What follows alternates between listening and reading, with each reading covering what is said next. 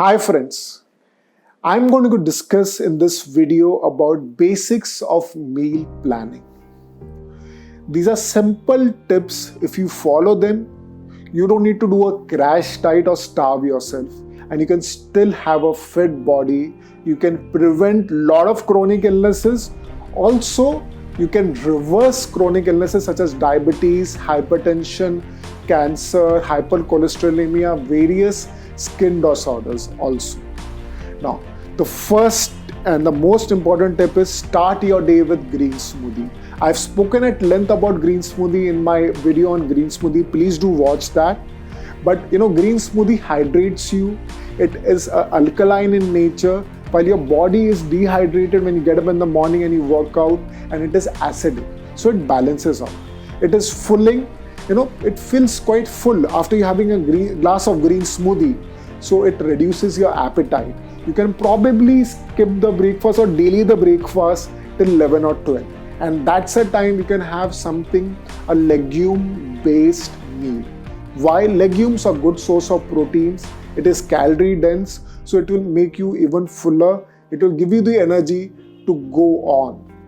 And for legumes, you can have something like a sprout chart. You can have a pancake made of it, or you can have a simple Indian dal.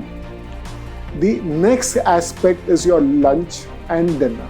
So the basic composition of both is going to remain the same, where you can change the ingredients in that to maintain the variety and the taste.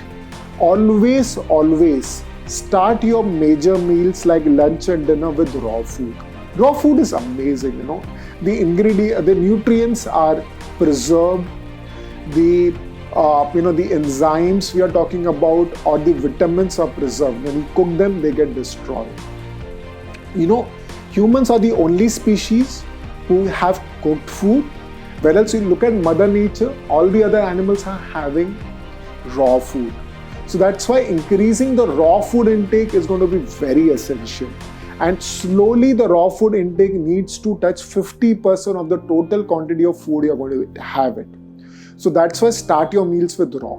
And when you have the raw food, let's say you have a whole cucumber or a carrot or a tomato before your meal, already your 20 or 30% of your stomach is full. It acts like a negative calorie foods because the cooked food is more dense in calories. So you end up having lesser amount of calories if you start with a raw meal initially. Then followed by have a legume based food such as dal.